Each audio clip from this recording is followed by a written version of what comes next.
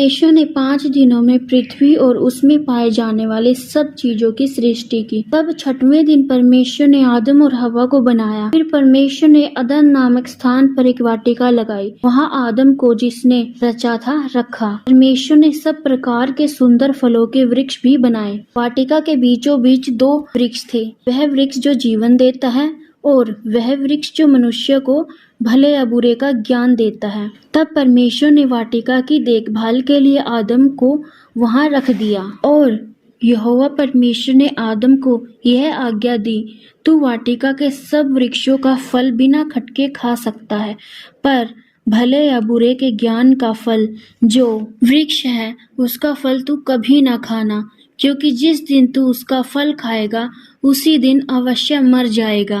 ध्यान दे दोस्तों, अदन की वाटिका में परमेश्वर ने जीवन का वृक्ष और भले व बुरे ज्ञान का वृक्ष दोनों लगाए थे और परमेश्वर ने आदम और हवा को वाटिका में रहने की आजादी दी थी, जो कि हम आगे देखेंगे कि उन्होंने अपने उस आजादी का किस प्रकार गलत इस्तेमाल किया। दोस्तों, यह कहानी उन प्रश्नों का उत्तर देती है जो बहुत से लोग पूछते हैं। यदि परमेश्वर ने सब कुछ अच्छा बनाया तो फिर संसार में बुराई क्यों आई? परमेश्वर आदम और हवा को और हमें प्रसन्न देख चाहता है। सच्ची प्रसन्नता उन्हीं के लिए है जो परमेश्वर की आज्ञा का पालन करते हैं। दोस्तों, यह कहानी हमें आज्ञा उल्लंघन की परिणामों को दर्शाती है। यहोवा परमेश्वर ने जितने बनेले पशु बनाए थे उन सब में सर्प धुर्त था।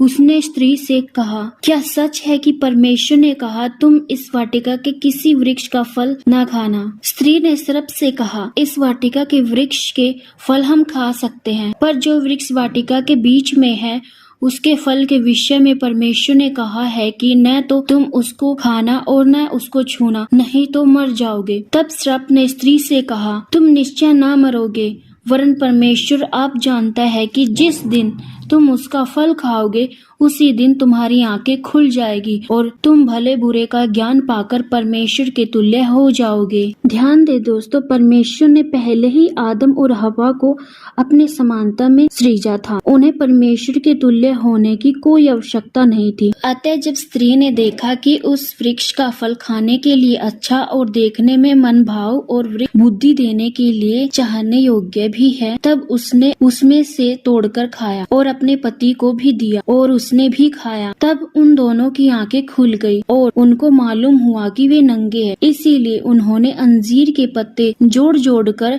लंगोट बना लिया। तब यहोवा परमेश्वर जो दिन के ठंडे समय वाटिका में फिरता था का शब्द उन्हें सुनाई दिया।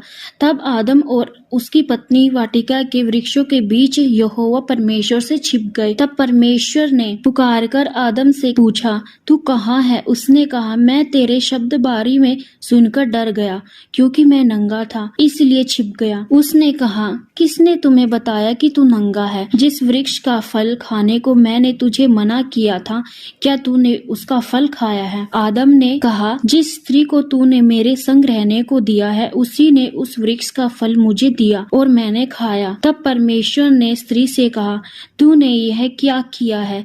स्त्री ने कहा, सर्प ने मुझे बहका दिया, तब मैंने खाया। तब यहोवा परमेश्वर ने सर्प से कहा, तूने जो यह किया है इसलिए तू सब घरेलू पशुओं और सब बनेले पशुओं से अधिक शापित है। तू पेट के बल चला करेगा और जीवन भर मिट्टी चाटता रहेगा। और मैं तेरे और इस स्त्री के बीच में और तेरे वंश और इसके वंश के बीच में बैर उत्पन्न करूंगा। वह तेरे सिर को कुचलेगा और तू उसकी एड़ी को डसेगा। परमेश्वर ने आदम और हवा दोनों को भी श्राप दिया कि तुम दोनों कष्ट उठाओगे। और यहोवा परमेश्वर ने आदम और उसकी पत्नी के लिए चमड़े के अंगरखे बनाकर उनको पहना दिया। फिर यहोवा परमेश्वर ने कहा, मनुष्य भले बुरे का ज्ञान पाकर हम में से एक के समान हो गया है, इसीलिए अब ऐसा ना हो कि वह हाथ बढ़ाकर जीवन के वृक्ष का तोड़ के खा ले और सदा जीवित रहे। इसीलिए यहोवा परमेश्वर ने उसको अदन की वाटिका में से निकाल दिया। तब से लेकर उसे कठिन परिश्रम करके उस मिट्टी में से अपना भोजन पैदा करना पड़ता है जिसमें से परमेश्वर ने उसे बनाया था। परमेश्वर अपने लोगों से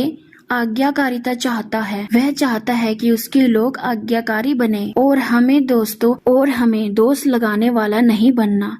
जब हम देखते हैं कि जब परमेश्वर ने आदम से पूछा तो उसने हवा का नाम आगे रख दिया कि उसी ने मुझे यह फल खाने को दिया, और जब परमेश्वर ने हवा से पूछा तब उसने सर्प का नाम आगे रख दिया। इस प्रकार इन दोनों ने अपनी गलती ना स्वीकारी, परंतु अपनी गलती के लिए एक दूसरे पर दोष लगाते रहे। बाइबल हमें बताती है कि जो अपने अपराध छिपाए रखता है उसका कार्य सफल नहीं होता, परंतु जो उनको मान लेता है और छोड़ भी देता है उस पर दया की जाएगी। तो हमें अपने जीवन में हमें जीवन में आज्ञाकारी होना चाहिए और कभी भी हमेशा गलती करके अपने अपराधों को नहीं छुपाना चाहिए। हालेलुया। सबको जय मसीह की। Praise the Lord.